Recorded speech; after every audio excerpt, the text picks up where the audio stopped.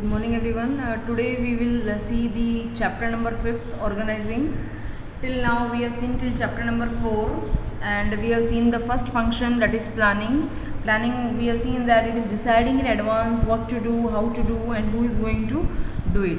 Now planning is done on paper. Now the time has come to organize the thing.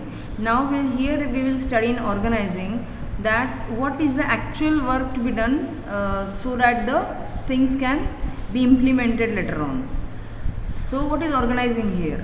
Organizing means to organize. It means to arrange all the 3M, we can say, men, machine and material, to arrange all the 3M so that work can be done properly, systematically, effectively and efficiently.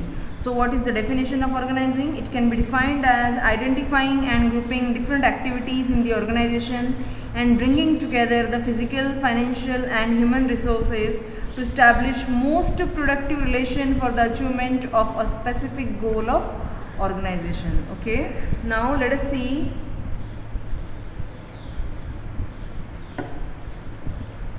the organizing process. What are the various steps which are involved in the organizing process? Okay, it is a smallest process, I can say, in your complete BST in class 12. Only 4 steps will be there. So what is the first step? To identification and division of work.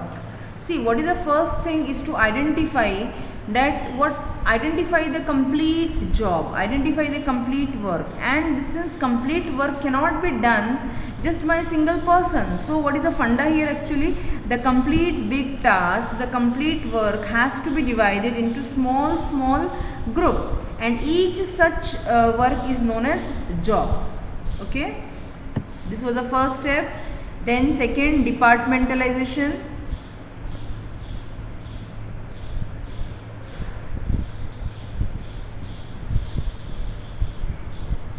In departmentalization, what will be there? See, after dividing the work in smaller job, related and similar jobs are grouped together, okay, and put under one department. So on the basis of this, generally 2 departments come out. First is the functional department and second is divisional department. Okay, functional department, as the name is saying, department which is created on the basis of functions is known as functional department. And divisional, when any organization is producing more than one type of products, then they prefer divisional departmentalization. Okay, we will study in detail in this chapter regarding this. Then third, you can see, is assignment of duties. See, after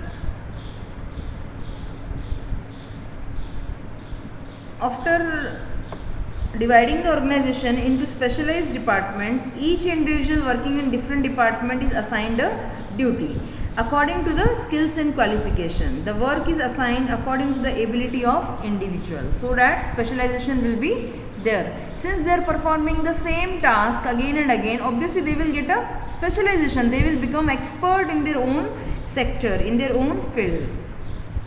And last point of this process is establishing reporting relationship. It means, what is this reporting relationship? It means किसको report करना है, who is the immediate superior, from whom the order has to be received and whom it can be given. A complete chain, a complete hierarchy will be created on the basis of this, as we have studied in chapter 2nd, if you remember, the scalar chain. So this is the point here, that reporting relationship will be established. Okay, किससे order लेना है and किसको order देना है, that thing will be clear here. Then the next topic we will see is importance of organizing. See the first point, benefits of specialization.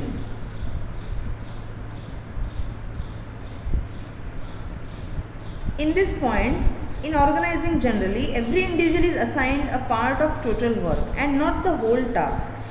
Due to this division of work into smaller units and assignment of units according to their qualification, it will lead to specialization. And obviously it will come as the time pass, as the one person is performing same task again and again, they will be specialized after a period of time. So this benefit will be taken by them. Then second you can see is clarity in working relationship. In the organizing function, the employees are assigned different jobs and the manager clearly define the job.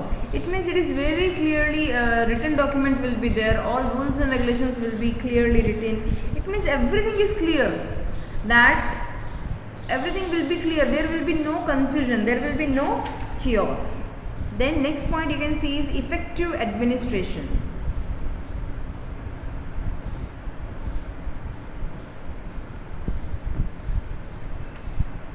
See, in the organizing function, the similar and related jobs are grouped under one department, which leads to unification of efforts and harmony in work. The organizing function establishes relation between different departments, keeping in mind the coordination among different departments. By bringing clarity in working relationship, administrative efficiency improves. Okay. Fourth point you can see is optimum utilization of resources. In this function, there are very few chances of duplication of work or overlapping of work, because the jobs are assigned to different individuals by clearly defining the job in job description document. So there are no chances that the same work is performed by two or more individuals. Okay. Then the next you can see is adoption to change.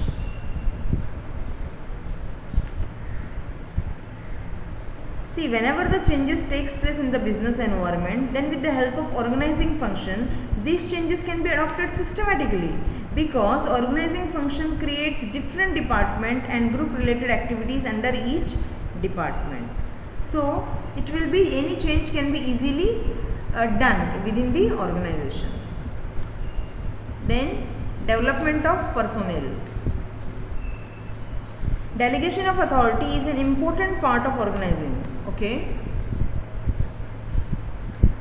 By delegating the routine, the managers can concentrate to develop new methods and ways performing the job. It gives them the time to innovate new technology and area for growth of the companies. Delegation not only reduces the workload of managers, but also it helps them to use and realize their full potential for more creative work. Okay. Then expansion and growth.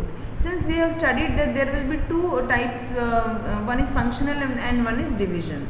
So whenever any organization wants to grow, suppose they wants to increase the line of product, then it can be very easily done with the help of the divisional structure. Okay. These were the points of importance or significance of organizing. Now let us see the topic organizational structure. What is this structure? What is organizational structure?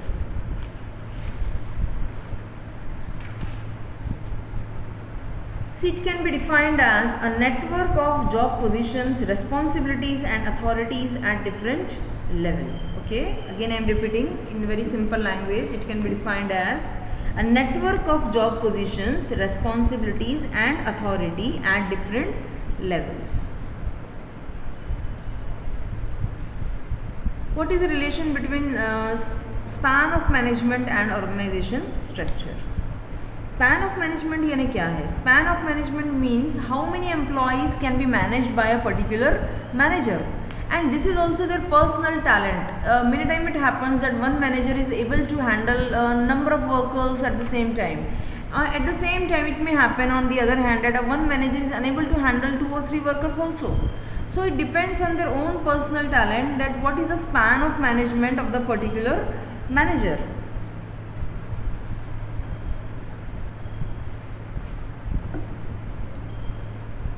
And when it comes to the organizational structure, it means what is the structure, what type of structure is used, whether it is divisional, whether it is functional, okay, and in what way manager is going to use that particular structure for increasing his span. Now there are two structures are there. One is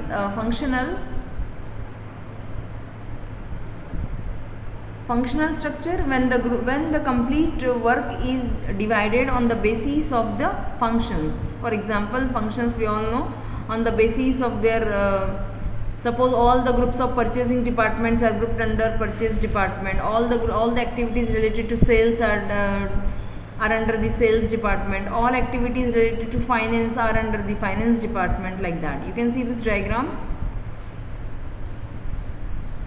MD will be there, and personal department is different, marketing is different, research and development department is different, purchasing is different, sales is different, finance is different. There are number of departments. As the size of the industries is growing day by day, they are becoming giant size, they are MNCs and all, and the number of department will increase. Where it is more stable, this type of structure is more stable when the organizations are large and they are producing only one line of product. Line of product यानी वो कितने product बना रहे हैं. Suppose any cement company is there, तो only one product cement they are manufacturing. They will prefer the functional department. And this is also preferred by the organization which requires high degree of functional specialization.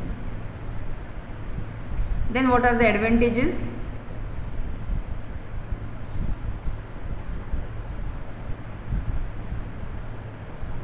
First one is specialization. Again the same points and same task is done again and again, there will be specialization. Coordination will be established because all activities are related to the same function, same job. That's why there will be coordination at their level. Then it helps in increasing managerial efficiency. Since managers of one department are performing same type of function again and again, which makes them specialized and improve their efficiency. It minimizes the cost because the duplication of efforts will not be there and economies of scale will be there. What are the disadvantages of this type? First one is ignorance of organizational objective. Each department's head works according to their own wishes. They always give more weightage to the departmental objective. Generally this happens because we all know that overall results will be achieved only when everybody is working in harmony, all departments are working in harmony. But since this happened, still this happened because this is human tendency. Her department के manager को ये लगेगा कि मेरा department आगे जाना चाहिए, मेरे डिपार्टमेंट का ज़्यादा नाम होना चाहिए, दिस मेरा मेरा मेरा every time this thing. So this thing, it means they are ignoring the organizational goals somewhere by having that type of thinking. So that should not be there, but this happens generally. This is human tendency. Then second, difficulty in interdepartmental coordination. All department heads work again they as per their own wish and all they are working. So again there will be difficulty in coordination. They are not coordinating with other department. Then hurdle in complete development because each employee specialize only in a small part of the whole job. We have seen now only that this department is based on function. So suppose if one employee is there who is working in the purchase department, so he is having only knowledge only of his particular department, his particular department, his or her. It means that employee cannot be shifted to the other department. Again, it means somewhere the we can say that the development of the employee is hampered because of this thing. Okay, so this is also a limitation. Next you can see is divisional organizational structure.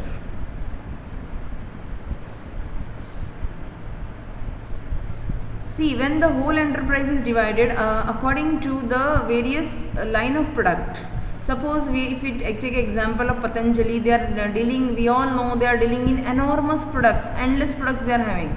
So they are having separate department for all the product. They will have a separate department for soap, they will have a separate department for shampoo, like that. That is, and where line of product is large, they will always prefer divisional organizational structure. This diagram will be clearly showing. Here managing director is there, then on the basis of products department will be there, cosmetic department is different, garment is different, footwear is different, skin care is different, like that. Then in garment, in every department, all these departments will be there. Okay, these all departments will be seen in every line of product. You will have a similar complete department. It means we can say that वो अपने आप में complete है, they are complete in themselves. Okay, stability, where it will be more stable, where the organization is dealing in more line of product. there it will be more suitable. So what are the various advantages? First one you can see is quick decision making. Obviously managers will be able to take quick decision because these departments are complete in itself. So decision will be quick and effective. Divisional results can be assessed. Division results means complete पता चलता है कि इस particular cosmetic departments की profit क्या है, skin care department के profits क्या है, हर्बल डिपार्टमेंट्स के प्रॉफिट्स क्या है, like that. It means it will be very clear. Then growth and expansion, it's very easy to add a new line of product with the help of this thing. Then disadvantages, conflicts can be there. Conflicts among various department, it can be there. Then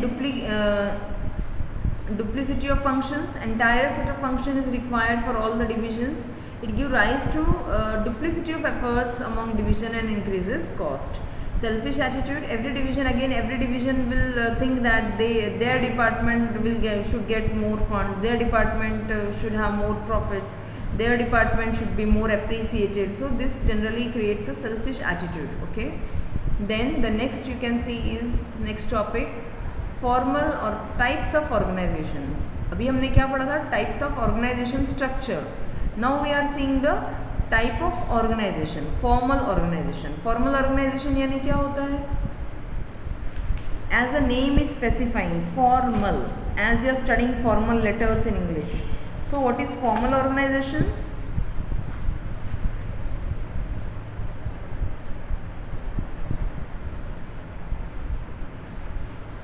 It means where the complete structure is based on rules and regulation. It is created, it is intentionally created. Okay, you can see system of well defined job, each bearing a definite measure of authority, responsibility and accountability. Okay, you can write any definition which you feel it's easy.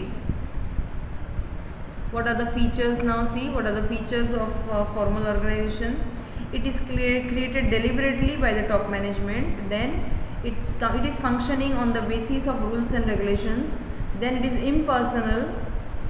It means your emotions and all doesn't matter. यहाँ social values को इतना social एक जो होता है कि psychological feelings जो होती है, psychological satisfaction is not having that much important in this type of organization, I can say. Then this reporting relationship will be very clear here. Scalar chain will be established. Then fifth point, you can see it is created to achieve organizational objective. This point you can write in most of the topic. It is created to achieve the organizational objective. Then what are the advantages? It's very easy to fix the responsibility. Then overlapping will not be there. Unity of command will be there because one immediate boss will always be there from whom the order will be received. Then it's very easy to achieve objective by this type. Then stability in the organization because behavior of employees can be fairly predicted since there are specific rules to guide them. What can be the disadvantages? See, since number of rules and regulations will be there, it will take time. It will be a time consuming process, and time is also taken more, and unnecessary delay will be there because of that. Lack of initiative, just employees have to follow the orders given, so their creativity will be hampered here. Limited scope, it's not possible to understand all human relationship in an enterprise as it places more emphasis on structure and work. Okay, now let us see the informal organization. What is informal organization? Organization which is not created deliberately but it's created spontaneously. अपने आप create होता है within the formal organization. Always we are experiencing this thing. जब भी हम कहीं formal organization में work करते हैं तो obviously जो same nature के लोग होते हैं they are having their groups. Friendship हो जाती है, ग्रुपिज्म हो जाता है. It means it is created spontaneously, को डेलिबरेटली किया नहीं जाता है. Okay, there will be various activities in the organisation. Suppose many times movies दिखाते हैं, मेनी टाइम्स सेमिनार्स होते हैं, गेट टुगेदर होते हैं. During that time they are informal and informal relationship comes into existence because of that. So what are the various features? Now C,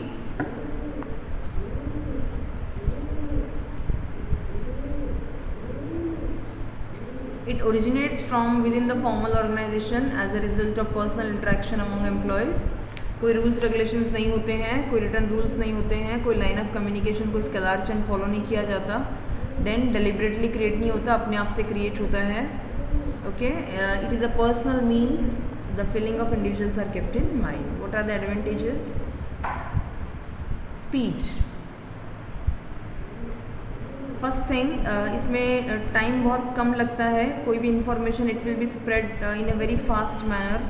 then social needs भी complete होती है.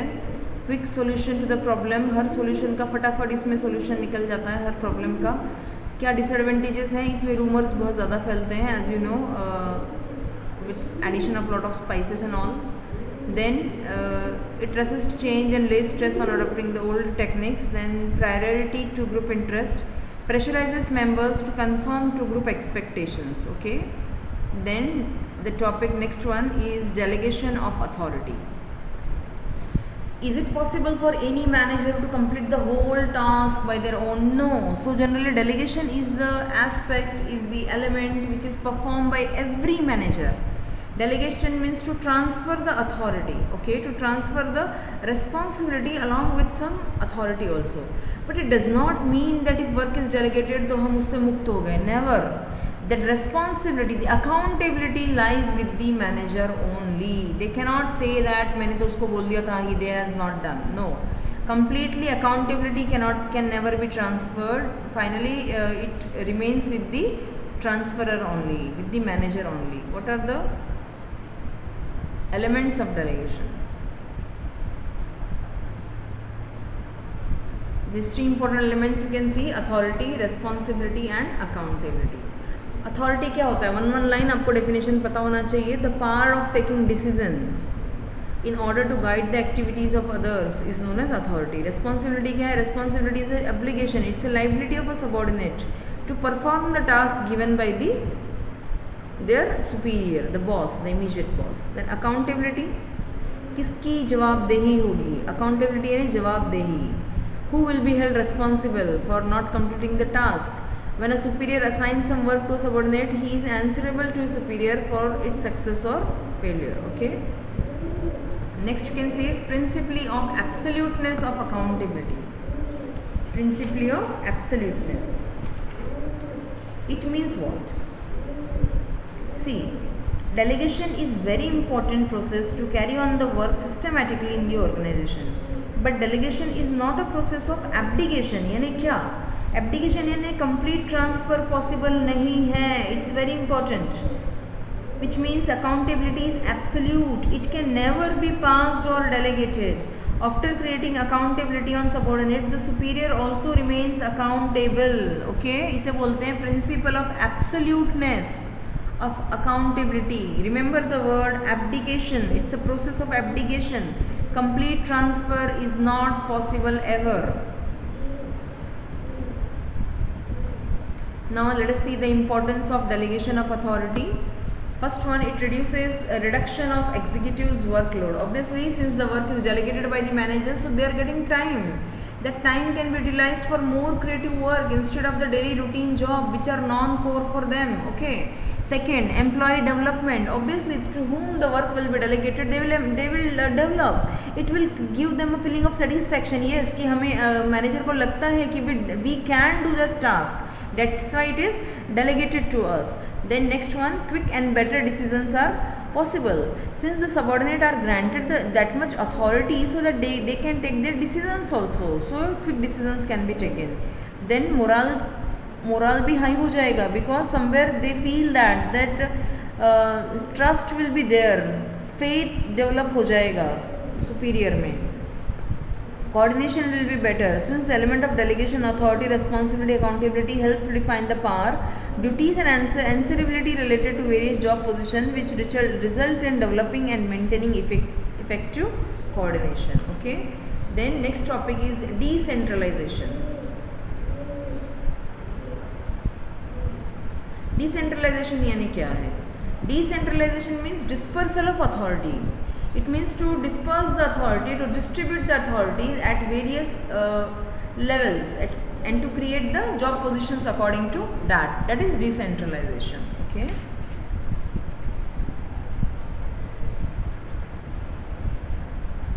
centralization when the power remains in the few hands, generally at the top level.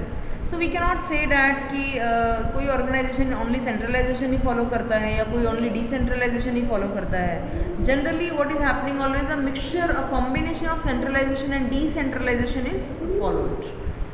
Generally क्या होता है in any organisation जो core jobs होते हैं, for example the planning work completely to make the policies and all that always remains with the top level, जबकि जो other work है that for that decentralisation will be followed. Okay, let us see the importance of decentralisation. Generally decentralisation के importance and delegation के importance आपको एक जैसे ही मिलेंगे.